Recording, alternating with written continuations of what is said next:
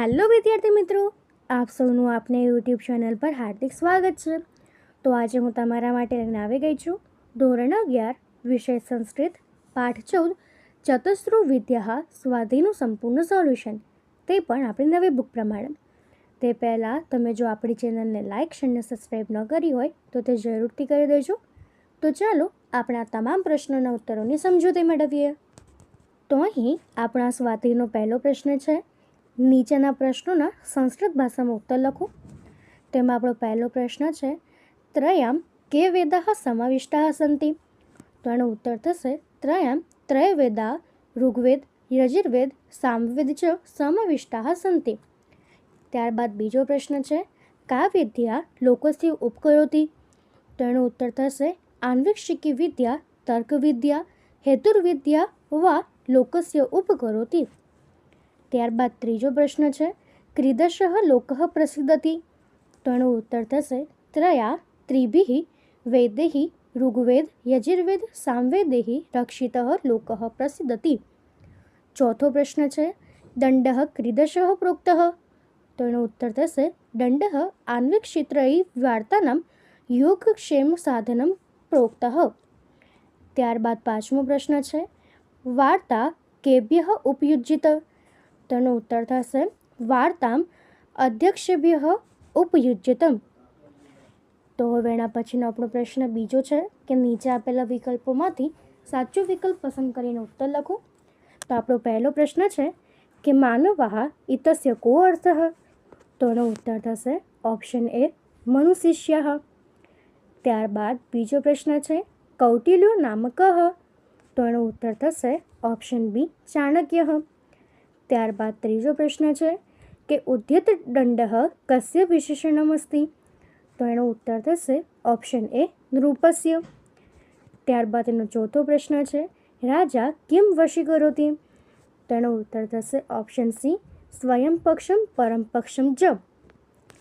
પાંચમો પ્રશ્ન છે, આન્વીક્ષિક ત્રયી ચ કેભ્યઃ ઉપયુજ્યિત? તો એનો ઉત્તર થશે ઓપ્શન એ શિષ્ટેભ્યઃ. તો હવે એના પછીનો આપણો પ્રશ્ન 3 છે કે કૌંસમાં આપેલા પદોમાંથી યોગ્ય પદ વડે ખાલી જગ્યા પૂરો. તો આપણી પહેલી ખાલી જગ્યા છે કે ખાલી જગ્યા પ્રસિદ્ધતિ ન સિદ્ધતિ. તેનો જવાબ થશે લોક પ્રસિદ્ધતિ ન સિદ્ધતિ. બીજો પ્રશ્ન છે, કૃષિ પાશુપાલીએ વાણિજ્યા ચ ખાલી જગ્યા. તો તેનો ઉત્તર થશે વાર્તા, એટલે કૃષિ પાશુપાલીએ વાણિજ્યા ચ વાર્તા. ત્રીજું છે, તસ્યા માયત્તા લોકયાત્રા. તો આપણે આ રીતે આ ખાલી જગ્યાને પૂર્ણ કરવાની છે. ત્યારબાદ ચોથો પ્રશ્ન છે કે નીચેના પ્રશ્નોના માતૃભાષામાં ઉત્તર લખો. તેમાં આપણને પહેલો પ્રશ્ન આપ્યો છે કે બ્રાહસ્પતિઓના મતે વિદ્યાઓ કેટલી છે? તેમના નામ લખો. તો બ્રાહસ્પતિઓના મતે 2 વિદ્યા છે, વાર્તા અને દંડનીતિ. બીજો પ્રશ્ન છે, ઔષ્ણસ તરીકે કોણ ઓળખાય છે? ઉત્તર દૈત્યગુરુ શુક્રાચાર્ય ઔષ્ણસ તરીકે ઓળખાય છે તથા તેમના મતનો સ્વીકાર કરનાર સૌ કોઈ અને તેમના શિષ્યો પણ ઔષ્ણસ તરીકે ઓળખાય છે. ત્યારબાદ ત્રીજું છે, વાર્તા એટલે શું? તો એનો ઉત્તર થશે વાર્તા એટલે કૃષિ પશુપાલન અને વેપાર વાણિજ્ય. ચોથો પ્રશ્ન છે, દંડ દ્વારા કોનું રક્ષણ થાય છે? તો દંડ દ્વારા નિરપરાધ પ્રજાજનોનું રક્ષણ થાય છે.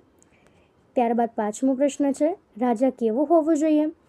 ઉત્તર રાજા પ્રજાના હિતનો વિચાર કરનાર અને અપરાધીને શિક્ષા કરવામાં સતત ઉદ્ધત તૈયાર રહેનાર હોવો જોઈએ. પાંચમો પ્રશ્ન છે, આન્વિકી શિક્ષા કોની પાસેથી શીખવી જોઈએ? તો ઉત્તર આન્વિક વિદ્યા શ્રેષ્ઠ પ્રબુદ્ધ લોકો પાસેથી શીખવી જોઈએ. તો હવે એના પછીનો આપણો પાંચમો પ્રશ્ન છે, વિવરણાત્મક નોંધ લખો. તેમાં આપણને પહેલું આપ્યું છે આન્વીક્ષિકી. તો આપણે એમાં લખીશું કે અધર્મ ધર્મ ન્યાય અન્યાય સબળ નિર્બળ વગેરે પાસાઓનું યોગ્ય રીતે પરીક્ષણ કર્યા પછી સત્ય દર્શન કરાવી આપતી એક પ્રકારની વિદ્યા આન્વીક્ષિકી કહેવાય છે. તેને હેતુર્વિદ્યા કે તર્ક વિદ્યા પણ કહેવાય છે. ત્યારબાદ બીજું છે સ્વપક્ષ પરપક્ષૌ. તો સ્વપક્ષ એટલે પોતાનો સમુદાય, પોતાના પક્ષમાં રહેલા સ્વજન. પરપક્ષ એટલે પારકો સમુદાય, પારકા પક્ષમાં રહેલા શત્રુઓ. રાજા વાર્તા નામની વિદ્યા દ્વારા ધન મેળવે છે અને એ ધન દ્વારા પોતાના પ્રજા અથવા સ્વપક્ષને વશમાં રાખે છે અને દંડનીતિ નામની વિદ્યાના ઉપયોગથી તે શત્રુઓના સમુદાયને અર્થાત પરપક્ષને કાબૂમાં રાખે છે. આમ અહીં રાજાને માટે વાર્તા અને દંડનીતિ બંને મહત્ત્વના છે એમ જણાવ્યું છે. તો હવે એના પછી ત્રીજું છે ચતસ્રુ વિદ્યા. તો 4 વિદ્યાઓ. કૌટિલ્યના મત અનુસાર 4 વિદ્યા છે. આન્વીક્ષિકી એટલે યોગ્ય પરીક્ષણ દ્વારા વિષયનું સત્ય દર્શન કરાવતી વિદ્યા, તર્કી વિદ્યા કે હેતુર્વિદ્યા. બીજું છે ત્રયી એટલે 3 વેદ, ઋગ્વેદ, યજુર્વેદ અને સામવેદ. ત્રીજું વાર્તા એટલે કે કૃષિ, પશુપાલન અને વેપાર વાણિજ્ય વગેરેનું જ્ઞાન આપતી વિદ્યા. અને ચોથું છે દંડનીતિ એટલે કે દંડ કે સજા જેમાં મુખ્ય છે તેવી વિદ્યા. તો હવે એના પછીનો છઠ્ઠો પ્રશ્ન છે કે નીચેની કાવ્ય પંક્તિઓ સસંદર્ભ સમજાવો. તો આપણો પહેલી પંક્તિ છે કે ચતસ્ર એવ વિદ્યા ઇતિ કૌટિલ્ય. તેનું અનુવાદમાં આપણે લખીશું કે ચાર જ વિદ્યાઓ છે એમ કૌટિલ્ય ચાણક્ય કહે છે. તેનું સ્પષ્ટીકરણમાં આપણે લખીએ કે પ્રસ્તુત વાક્ય કૌટિલ્ય અર્થશાસ્ત્રના પ્રથમ અધિકરણમાંના ચતસ્રુ વિદ્યા નામક પાઠમાંથી લેવામાં આવ્યું છે. આ ગ્રંથની શૈલી વિશિષ્ટ છે. આમાં અમુક વિષયની ચર્ચામાં પ્રથમ તો પૂર્વ આચાર્યોના તે વિષયના મતોનો ઉલ્લેખ કરવામાં આવ્યો છે અને છેલ્લે આચાર્ય કૌટિલ્ય પોતાનો મત રજૂ કરે છે. પ્રસ્તુત ગદ્યાંશમાં વિદ્યાઓની વિચારણા કરવામાં આવી છે.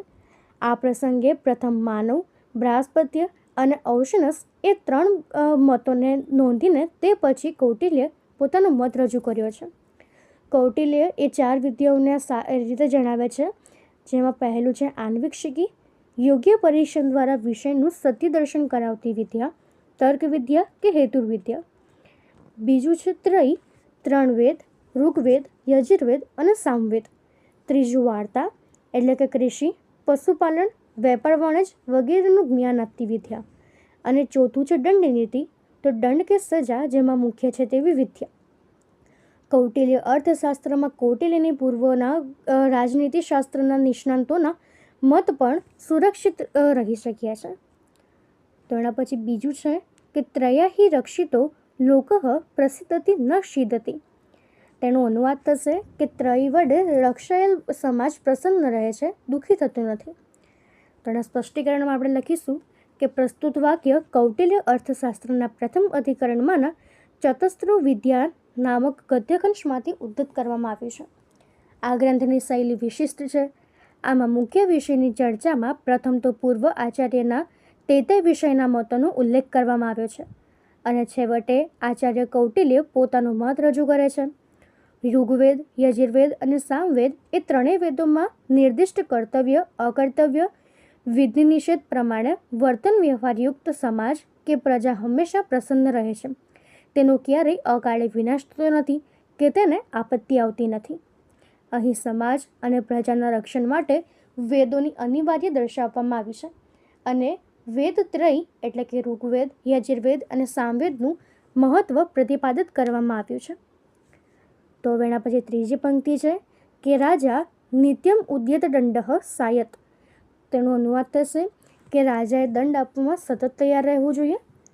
તેનું સ્પષ્ટીકરણમાં આપણે લખીશું કે પ્રસ્તુત વાક્ય કૌટિલ્ય અર્થશાસ્ત્રના પ્રથમ અધિકરણમાં ચતસ્રુ વિદ્યા નામના ગદ્યખંડમાંથી લેવામાં આવ્યું છે. આ ગ્રંથની શૈલી વિશિષ્ટ છે. આમાં અમુક વિષયની ચર્ચામાં પહેલો તો પૂર્વ આચાર્યોના તે વિષયના મતોનો ઉલ્લેખ કરવામાં આવ્યો છે અને અંતમાં આચાર્ય કૌટિલ્ય પોતાનો મત પ્રસ્તુત કરે છે. કૌટિલ્ય અર્થશાસ્ત્રમાં કેવળ અર્થ વ્યવહાર વિશેની ચર્ચા જ નથી, પરંતુ રાજા અને રાજાના કર્તવ્યોની પણ ચર્ચા છે. આમ આ ગ્રંથ રાજનીતિશાસ્ત્રનો પણ ગ્રંથ છે. રાજા પોતાની નૈસર્ગિક શક્તિ અને પ્રતિભાથી રાજકાર્યમાં સફળ થતો હોય છે, પણ જો તેને વધારે પ્રમાણમાં અને કાયમી ધોરણે સફળ થવું હોય તો તેણે વિદ્યાનો આશ્રય લેવો જોઈએ. રાજાએ પ્રવચન અને પ્રયોગમાં નિપુણ એવા લોકો પાસેથી ઉપદેશ કરનાર અને તે ઉપદેશના વ્યવહારમાં લેનારની પાસેથી દંડનીતિનું જ્ઞાન પ્રાપ્ત કરવું જોઈએ અને તેને પ્રયોગમાં લાવવું જોઈએ. તો આપણે આ પ્રમાણે આ પંક્તિઓને સમજાવી શકીએ છીએ. તો અહીં આપણા સ્વાધ્યાયના તમામ પ્રશ્ન પૂર્ણ થાય છે. જો આમાં તમને કોઈ પણ ડાઉટ હોય તો તમે કોમેન્ટ સેક્શનમાં જરૂરથી જણાવી શકો છો અને આપણી ચેનલને લાઇક અને સબસ્ક્રાઈબ જરૂરથી કરી દેજો. Thank you.